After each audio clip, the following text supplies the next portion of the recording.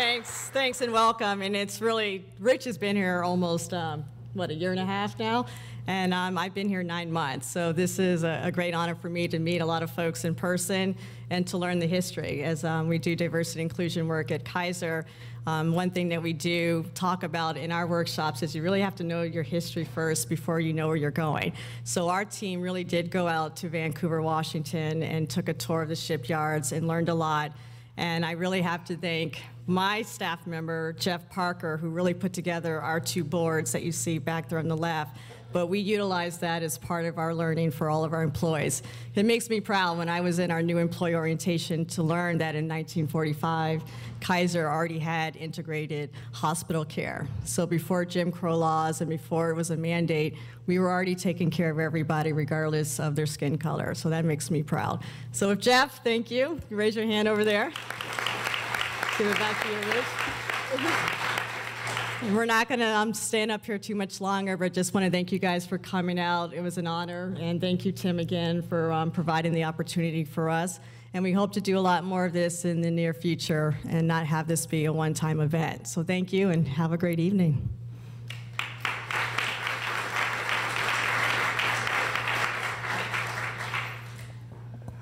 When I arrived in Portland in 1991, one of the first people that I had the opportunity to meet was Ed Washington. From the very start, I was impressed by not only his character, but the way people respected him and how Ed could just make you feel good being in the room with him. When I heard that Ed Washington was actually a resident of both Giles Lake and Vanport, I called him and said, Ed, I'm going to get on one knee and ask you if you'll come. And he said, Tim, you don't have to.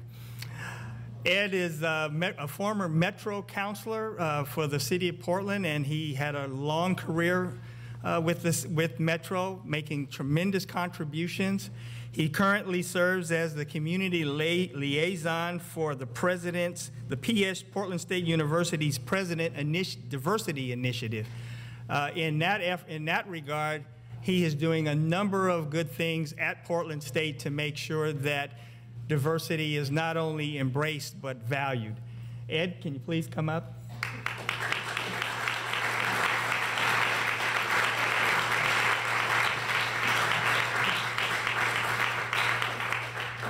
Thank you very much for those kind remarks, and I was very fortunate to spend some time at Metro. A wonderful experience. I wish everybody had to do it.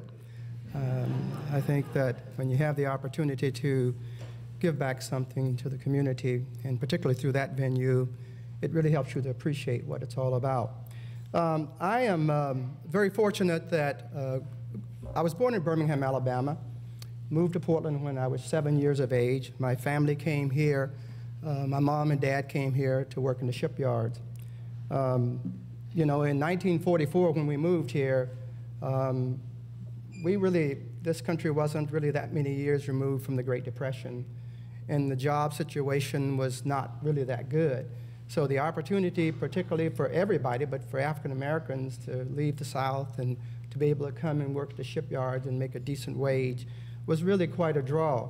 So when we moved here in 1944, like, 'cause I was 7, and when you're 7 years of age, I remember a lot about my early days, both in Birmingham and here. And it's an adventure. It's truly an adventure for a 7-year-old, and I had 4 brothers and 1 sister, and my mom and dad.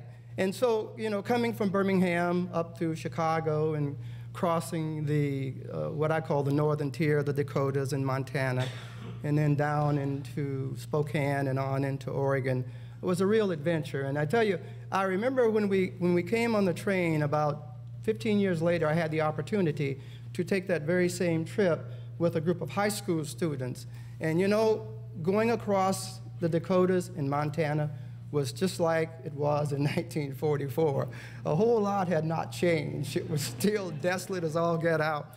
And so when we arrived in Vanport, I'm going to share with you some things that my mother has shared with me. My mom has passed on. And when I talk about my mother, to us, she was Mother Dear. And that's how I always address her, and that's how I always express her to everybody.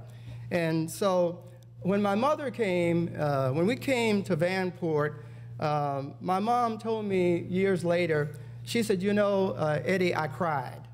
You know, I said, why did you cry, Mother dear? She says, I had never seen that many people. I had never seen that many houses that looked the same. Vanport was just this unbelievable, vibrant housing project. It was amazing because the shipyards were going round the clock, and the buses would come and pick people up on 3 shifts, midnight swing and the graveyard shift. And for kids, Vanport had nurseries, grocery stores, recreation centers. It was unbelievable for a kid. It was an adventure. And you could also spend lots of time down in the slough catching tadpoles and just having a wonderful time growing up. And so it was a very idyllic life to me. I think my mother, when we got here, she didn't have any furniture, no dishes. And I remember our first meal in Vanport, my mother had to take a cardboard box and tear it up, and we ate our dinner off of the cardboard because we had no dishes, you know, because they were on the train. And so those are the kinds of things that I remember. Vanport was not a bad place. You'll hear a lot of stories about Vanport, about rats. I never saw any rats in Vanport other than the rats that were out in the field. There was no rats in our houses. The only pests in our house in Vanport were these little small roaches, and they were everywhere. They were in everybody's house, so it was no big thing. Vanport Schools was very, very great. Wonderful, wonderful school experience. The teachers were very interested in us, and they made sure that you got a good education. Vanport had so much activities for kids. And we stayed there and enjoyed that life until 1948. And on Memorial Day 1948, the flood happened. And on that particular day, you know, that winter before the flood was a lot like it is this winter. Lots of snow in the mountains, but we got early rain and all the snow started melting. And I tell people what you have to understand, back then, there was really only one major dam on the Columbia River. I think maybe Grand Coulee had just been finished, but Bonneville Dam was the only dam, really, to hold back all that water. It was absolutely impossible. So on Memorial Day, the morning of the river had been rising quite a bit, and everybody would go up to see the river because of, you know, how we are as human beings. We would love to go see how high the water is and what's under and all that kind of stuff. So that day, probably about 3 o'clock, my mother says, I think after we have our dinner, we're going to walk up and see the rivers. And so my mother and a very, very good friend of hers named Mrs. Sylvia took us and told the kids, and we were heading toward the river. Well, that morning when we woke up, there was a notice on everybody's porch that said that because the dike had been built and the sandbags, but they really expected there was a possibility that Vanport could flood, that the levees would not hold. And so it said that, however, if the levees and the dikes break, there will be, the sirens will go off, the police will come to Vanport and to notify you. So 3 o'clock, we'd had a wonderful meal, and we had some dessert at home. I think my mother made rice pudding for dessert that day. And so I was just excited about getting home and eating some of the rice pudding, the heck with the river.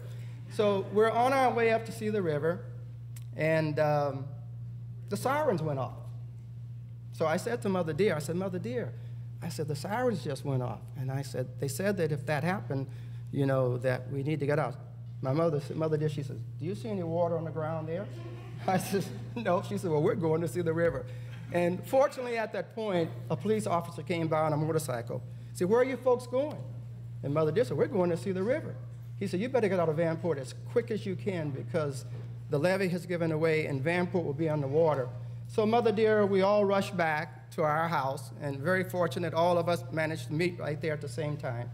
My mother grabbed the bag, a little suitcase, got a few important papers and a few pictures, and a change of underwears for all of us. We had to have a change of underwear. And we headed up to Denver Avenue. And we just watched Vanport disappear. Again, my mother really believed in me, but I saw this huge wall of water coming down, and I said, Mother dear, I don't know, I was always telling my mother these things. I said, Mother dear, I see that huge wall of water. She said, you didn't see any water. And I said, okay. And all of a sudden, a second wave came by, and she saw it. And I think that at that point, that we all knew that we would not be going back to Vanport that evening. And I think most people thought that if if the levees broke, that really what we would do, the water would rise up a little bit, we'd go sweep it out, and life would continue on. Our lives were never the same after that. After the Vanport flood, it took my family, our family, probably about 3 years to finally get settled. That was in 1948, and we really did not get settled in until 1950.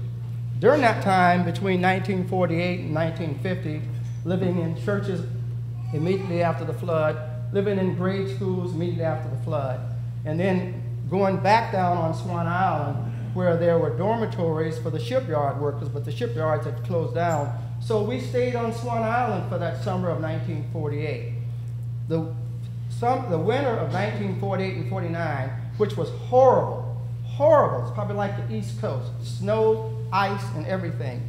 And so we lived in Giles Lake in the trailers. And those trailers were not FEMA trailers. I don't think they called them FEMA trailers in those days. They were just trailers.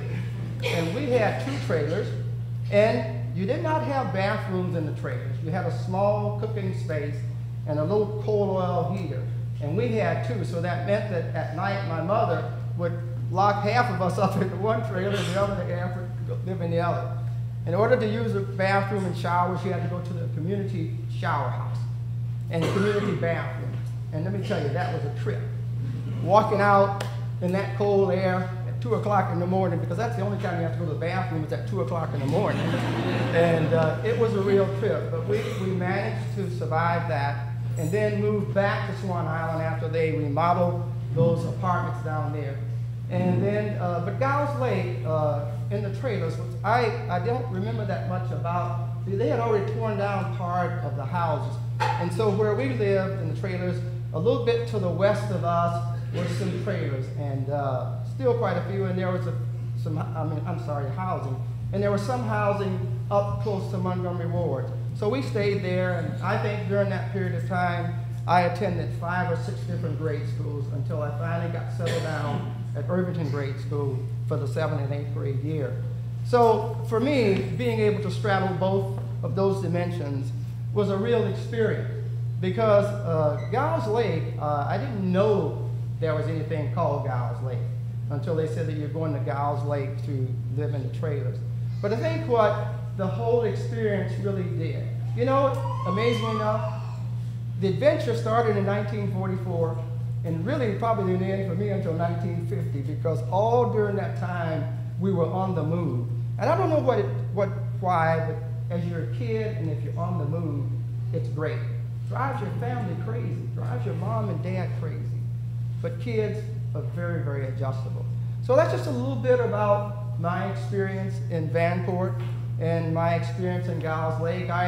One thing that I remember, a lot of things I remember about Giles Lake, but one notable thing, it was Tanya that did the work on Giles Lake.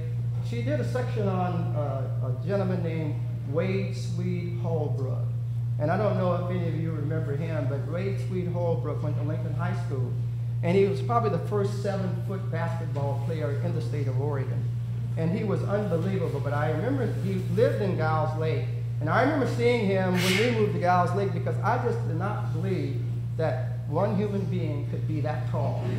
And I mean, he stood above everybody, but he was a nice guy and had a good career he played at Oregon State, and he played at Lincoln High School, and then I think he played semi-pro after that. So there are a lot of other things that I probably could tell you about, but I'm not going to say anything else. But I just want to thank you all for your attention and for inviting me here. And it's so interesting. They said Ed Washington, featured speaker. Featured speaker? Featured speaker, you know? If you're a featured speaker, that means I get a $500. No.